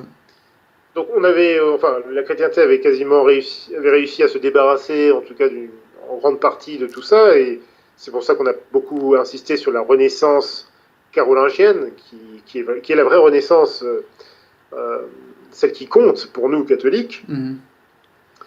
Et malheureusement, cet hermétisme et cet alchimisme, eh bien, il va opérer un retour, en particulier dans les cercles talmudiques, et également par l'alchimisme, que ici j'appelle judéo-islamique, parce que ça va beaucoup se développer, notamment dans l'Espagne islamique, mais dans des milieux où prospèrent à la fois les kabbalistes juifs et les néoplatoniciens musulmans. Ouais. Ouais. Alors, Même les Mahométans étaient dans ces délires-là. Quoi. Ah mais bien sûr, mais énormément. Il y a un jour on fera une émission sur la magie en islam, il y a des choses stupéfiantes. Oufti. Non, Alors, non, ce n'est pas voilà, la pour l'instant, seule. c'est pas du tout l'image, en tout cas. C'est vrai que par le passé, les chrétiens avaient l'image que les musulmans étaient une communauté très très libérale. Maintenant, c'est plus du tout l'image qu'on a d'eux du tout. Bah, tout dépend. Alors, c'est vrai que pour ceux qui connaissent pas trop les milieux musulmans, peut-être, mais Oui, bon, pour moi qui je connais parle bien, je parle dans l'imaginaire collectif, bien entendu. c'est vrai, oui, parce que si on, bon, pour ceux qui connaissent un petit peu bon, l'islam, notamment du Maghreb, ou même l'islam, bah, Oui, avec ouais, les dans la péninsule marabouts, tout ça, ouais, arabique. ouais. Ouais. Mais c'est Ah oui, clair, au Maghreb, c'est extrêmement c'est pas ceux développé. c'est pas ceux qu'on met spécialement plus en avant. Dans notre époque, notre génération, on est plus habitué avec les Al-Qaïda, avec l'État islamique et tout ça, plutôt qu'avec des Mahométans qui pratiquent de l'alchimie ou du maraboutisme. C'est ça, ouais. Ça, Mais ça explique un peu on ça. verra peut-être dans une autre émission les sources qui sont tout à fait à la fois coraniques et dans les hadiths, hein, il y a tout à fait des Ah ouais. exemples Ah voilà, ouais. qui soutiennent en fait pourquoi, pourquoi est-ce qu'on trouve de la magie effectivement pratiquée en islam. C'est tout Ah. à fait canon. Ouais. Ok. Donc il y a une autre source de cette résurgence de l'hermétisme et de l'alchimisme, donc à l'époque, donc au 11e, 12e siècle, Mhm. et c'est notamment par la littérature, en particulier par la poésie. Ah. Parce que la poésie, à partir du 11e siècle, va devenir un puissant véhicule donc de l'hermétisme, en particulier par l'influence considérable des poètes juifs en Espagne islamique, donc des gens comme Avis Hébron, comme Baya ou Ralevi, Mhm. ce sont des grands poètes de l'époque. L'art des troubadours et la littérature qu'on appelle courtoise, ça c'est plutôt à partir du XIIIe siècle, mais là aussi, ça va être notamment des relais notoires d'histoires qu'on appellerait des gauloiseries, des choses très immorales. Ça, d'ailleurs, je crois que Étienne Couvert explique dans un de ses livres que les chansons de l'amour courtois, avec les troubadours et tout ça, ça proviendrait Oui, des soufistes en fait. Ce serait une importation des soufistes voilà, dans le sud de la France. Tu vois ce que je veux dire? oui, alors C'est effectivement, Alain Pascal et Étienne Couvert. Couvert, que j'ai beaucoup lu d'ailleurs, hein, l'un comme l'autre, Ouais, moi aussi, j'aime qui sont beaucoup. très oui, qui sont très intéressants. Effectivement, ils disent bien que l'art des troubadours, des trouvères, voilà, aurait été inspiré en tout cas d'une certaine tradition littéraire et poétique, notamment voilà, venue de l'Espagne islamique par le sud de la France, etc. Donc Ouais. effectivement, tu as raison, c'est une En, source très possible. en tout cas, c'est un beau poison, hein. Un beau poison qui a eu des conséquences désastreuses sur la chrétienté, très clairement. Très très clairement. Voilà. Alors cette littérature et ce type d'art va également transmettre un certain nombre de thèmes gnostiques, notamment toute la littérature qu'on appelle la littérature du Graal. Ouais. Par exemple, des gens comme alors, Kyo le Provençal, Robert de Boron ou encore von Eschenbach, qui sont voilà, des littérateurs de l'époque, hein, Mhm. vont par exemple mélanger, c'est ça qui va être dangereux en fait, c'est qu'ils vont mélanger des thèmes chrétiens et des légendes païennes locales. Comme s'ils avaient besoin de ça, quoi. Voilà. Et en réalité, ils vont surtout exprimer des concepts gnostiques. Assurément. Euh, Ouais, c'est Derrière, sûr. alors, la question se pose est-ce que ces gens ont été initiés à voilà, certains rites initiatiques hermétiques là, c'est plus difficile à déterminer, mais en tout cas, la chose est qu'on retrouve un certain nombre de thèmes gnostiques dans cette littérature-là, Mhm. à cette époque, au XIIe, XIIIe siècle. Donc, le XIIe siècle, c'est aussi le siècle qui se termine par la proclamation de la première croisade, donc par le pape Urbain II, mais aussi, et là ça va te plaire, et ça va me plaire aussi, c'est aussi le siècle où on établit les tribunaux de la Sainte Inquisition. Avec le pape Innocent III, ça c'est en 1199. Très grand pape, c'est un de mes papes préférés. Et oui, effectivement, c'est un très très grand pape, et je pense que c'est pas pour rien que les tribunaux de la Sainte Inquisition se mettent en place à cette époque. Ouais. C'est que, à mon avis, on est vraiment, voilà, il se passe des choses qui ne sont plus tolérables. Et tous les problèmes et échecs rencontrés, alors par rapport aux croisades, hein, tous les échecs problèmes qui ont été rencontrés par les différentes croisades ne peuvent pas être compris en fait sans avoir en tête les bouleversements politiques et les révolutions et infiltrations philosophiques de cette époque. C'est-à-dire que souvent, on reste sur des considérations très politiciennes ou très, on parlerait de réel politique aujourd'hui, mais en réalité, il y a une dimension tout d'abord évidemment spirituelle très importante. C'est toujours dans l'histoire, c'est une constante. Mais il y a aussi ce côté, là pour le coup, anti-spirituel, c'est-à-dire toutes ces infiltrations, tous ces problèmes, toute cette infestation d'hérésie qui fourmille littéralement à l'époque. C'est quelque chose qu'on oublie souvent de remarquer dans toutes ces choses-là. D'ailleurs, on peut remarquer que la création des tribunaux de la Sainte Inquisition, donc à cette époque-là, a été très certainement la plus salutaire décision prise par l'Église sur le plan même social et politique, dans un tel contexte, d'autant plus que les milieux juifs d'Espagne et de Provence et de Rhénanie, tout comme les mouvements cathares, étaient souvent des milieux très riches, très établis sur les routes du commerce de l'époque. Ouais. Et d'ailleurs, je souligne alors là, pour les auditeurs, un livre d'Alexandre Skigda, qui est un universitaire qui a écrit un livre qui s'appelle La traite des Slaves. Donc, c'est-à-dire que effectivement, bon, c'est une chose, évidemment, aujourd'hui on ne parle que de l'esclavage transatlantique, etc., qui est un fait, c'est sûr, bon, oui. Mais on oublie souvent de dire qu'effectivement, non seulement l'Église a été le seul établissement à avoir toujours condamné tous les phénomènes d'industrialisation de l'esclavagisme, mais également l'a fait très tôt, notamment justement à cette époque-là, donc au Moyen-Âge, notamment dans les 11e, 12e siècles, et Alexandre Skigda, dans son livre, note qu'il y avait des marchés d'esclaves, il y avait vraiment un trafic d'esclaves assez, notamment dans l'est de la France, et il était animé notamment par des juifs. Alors ça, c'est un universitaire tout à fait, tout ce qu'il y a de plus autorisé, qui n'est pas du tout catholique ou quoi que ce soit, mais voilà, il nous dit clairement, il y avait un monopole juif sur ces marchés d'esclaves dans l'est de la France. Dans l'est de la France. Oui, notamment en Champagne, à Reims, il y avait vraiment un marché. Oui, c'est étonnant, mais voilà. Et ils vendaient ça à qui? Les Juifs vendaient des Slaves à des Français catholiques? Je sais pas exactement comment ça se passait, mais je sais bien qu'il y a eu du commerce de Slaves qu'on vendait à des Turcs, des Arabes et tout, enfin, tu vois, des Mahométans. Ça, je sais bien. Oui, alors c'est vrai que les Slaves ne portent pas leur nom pour rien. Mais oui, c'est bien, c'est ça, oui.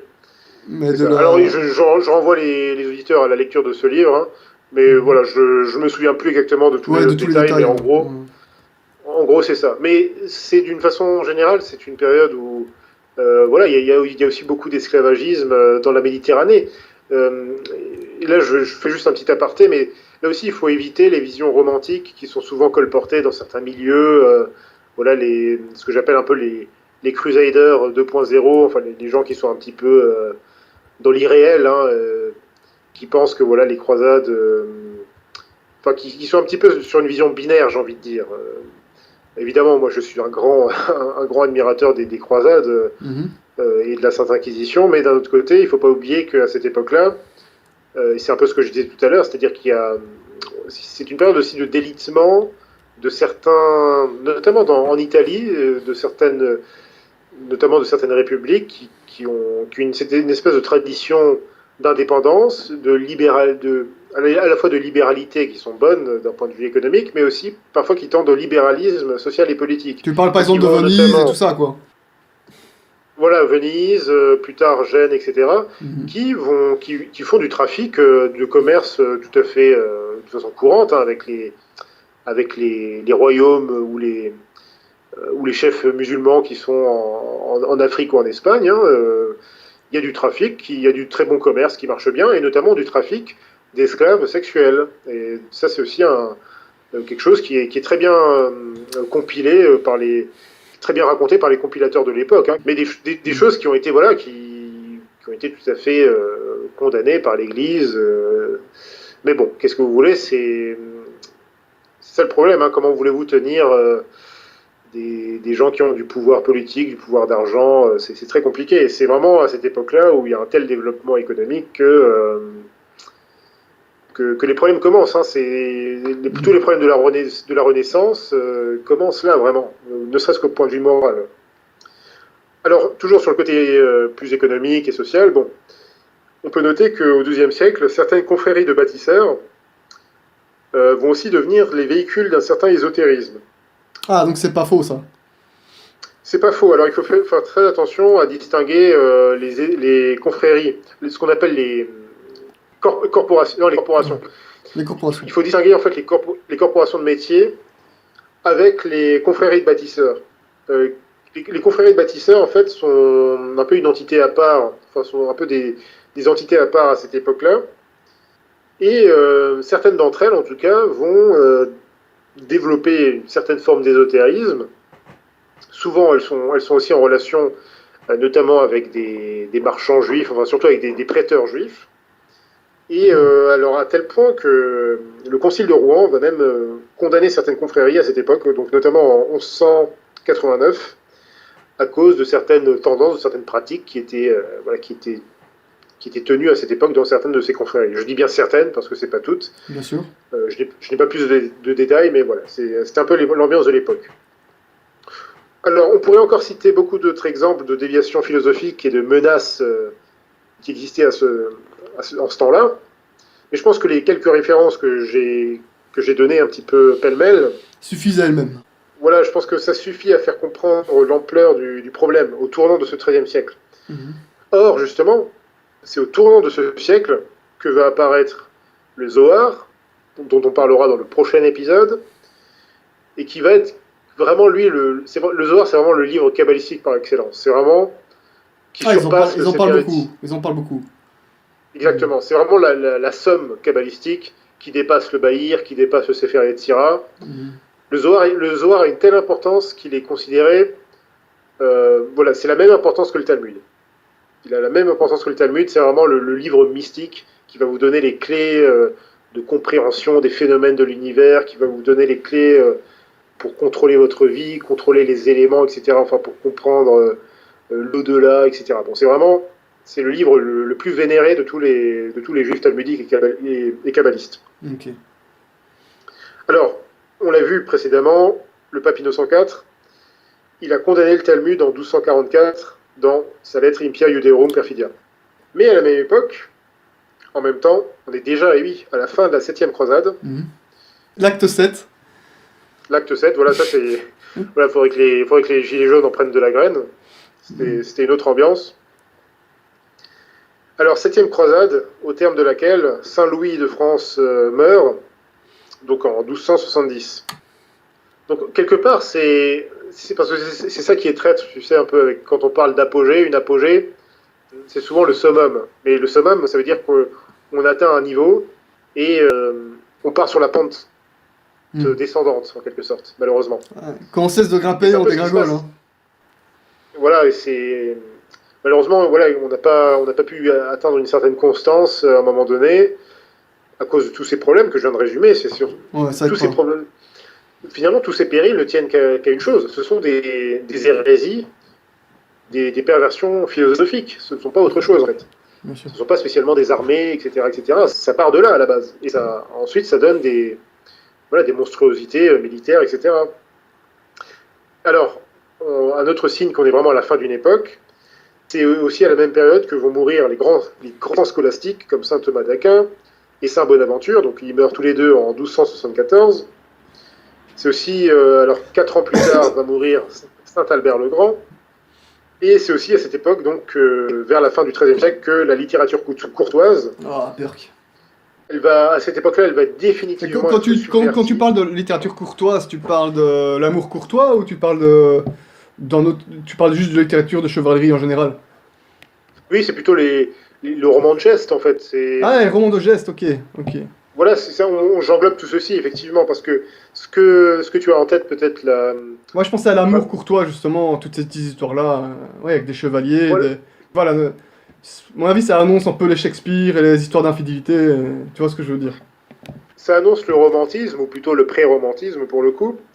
Et on verra plus tard la filiation, mais c'est vrai que c'est à cette époque-là où cette littérature va vraiment servir de relais à l'ésotérisme hermétiste, et notamment par la version du roman de la Rose. Le roman de la Rose, c'était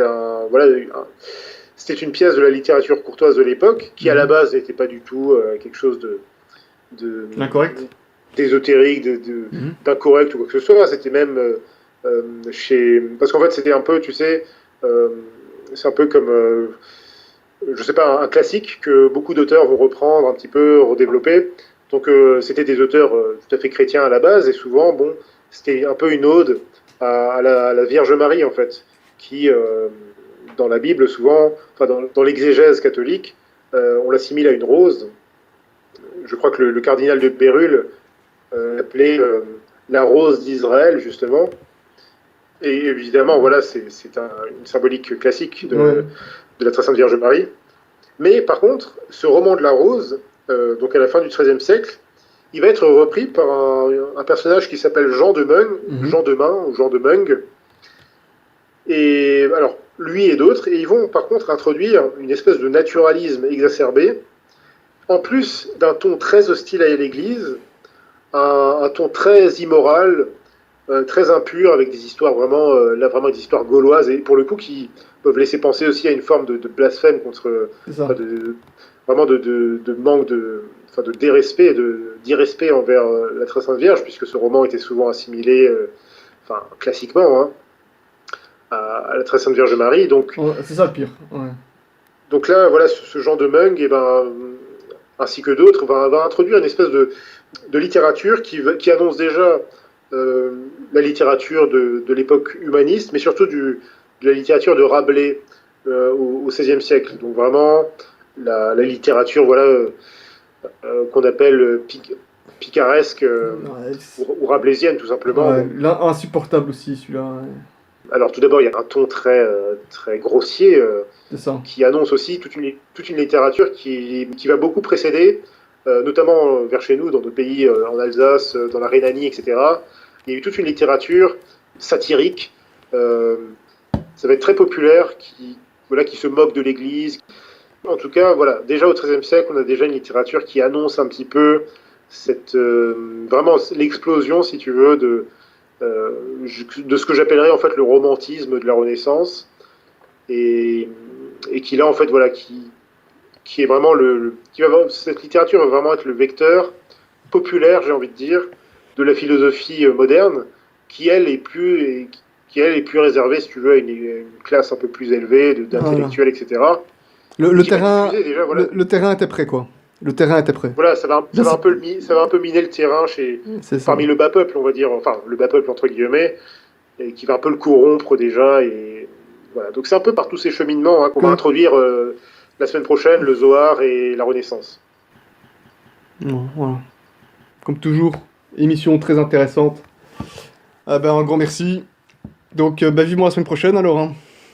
Oui. Voilà, on va s'arranger. Hein. Écoute, très bien. Je pense qu'on peut s'arrêter là. Oui. Et on va voir le Zohar la semaine prochaine alors. Écoute, très bonne soirée à toi. Merci beaucoup. Et union de prière. Hein. Union de prière et bonsoir à tous les auditeurs de Radio Regina et bonsoir à toi, mon cher Yannick. Salut. Hein.